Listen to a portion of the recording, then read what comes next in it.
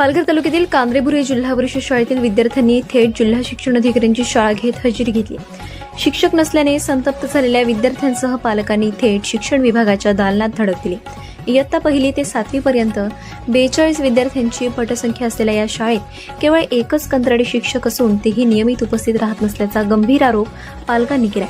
शिक्षण विभागाच्या हलगर्जीपणामुळे विद्यार्थ्यांचे शिक्षण धोक्यात आलं असून ISO मानांकन प्राप्त असलेली ही शाळा आज बंद पाडण्याच्या मार्गावर असल्याचा आरोप करण्यात येतो। शिक्षक नसल्यामुळे विद्यार्थ्यांचे शैक्षणिक नुकसान होत असून पालकांमध्ये तीव्र संतापाची लाट उसळली। याच कारणामुळे विद्यार्थी थेट जिल्हा शिक्षण अधिकाऱ्यांकडे जाऊन आपली व्यथा मांडली। दरम्यान जिल्हा शिक्षण अधिकारी सोनाली मातेकर यांनी प्रतिक्रिया देताना पालघर तालुक्यासाठी 10 शिक्षक उपलब्ध झाले असून विद्यार्थी संख्येनुसार शिक्षकांची नेमणूक केली जाईल असे आश्वासन दिले।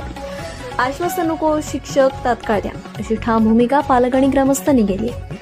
वेळीच निर्णय न झाल्यास आंदोलन अधिक तीव्र करण्याचा इशाराही देण्यात आलाय।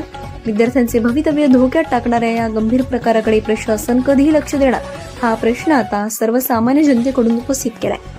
आपण पाहत आहात आज इथपर्यंत येण्याची वेळ आमच्या विद्यार्थ्यांना आलेली आहे। आज अक्षरशः 1 ते 7 वर्ग असलेले लहान विद्यार्थी आज आम्ही एवढ्या लांबचा प्रवास करून इथे आलो जेणेकरून आमच्या शाळेला शिक्षक मिळावा। आज आम्ही 3 वर्षापासून शिक्षकासाठी झटतोय परंतु शाळेत शिक्षक नाही। आताही तूर्त अध्यापन म्हणून कार्यरत आहेत, आज तेही शिक्षक लेट आलेले आहेत। परंतु आज जर शिक्षकच नसेल तर आम्ही शाळा बंद करायची का? शिक्षण विभागाकडे किती वेळा आम्ही भीक मागायची? 3 वर्षापासून आम्ही आज इथे शिक्षण विभागात येतोय, पत्रव्यवहार करतो, लेखी पत्रव्यवहार करून सुद्धा आम्हाला शिक्षक मिळत नाही। जर असं असेल तर आम्ही शाळा बंद करायची का? शासनाने पुढील शाळा चालवायची का? पालकांनी शाळा चालवायची आहे यापुढे?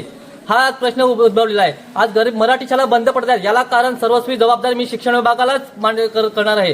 कारण आज मराठी शाळेत विद्यार्थी जो घडतोय तो आणि लहान मुलं आमची गरीब विद्यार्थी आहेत, गरीब विद्यार्थ्यांना एवढ्या लांब प्रवास करणं शक्य नाही।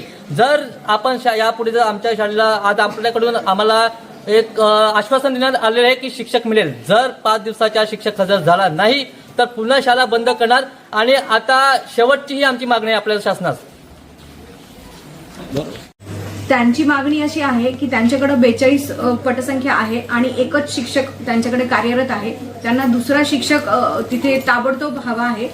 तर आम्ही त्यासाठी त्यांना 24 तारखेमध्ये एका शिक्षकाची ऑर्डर तिथे काढलेली आहे।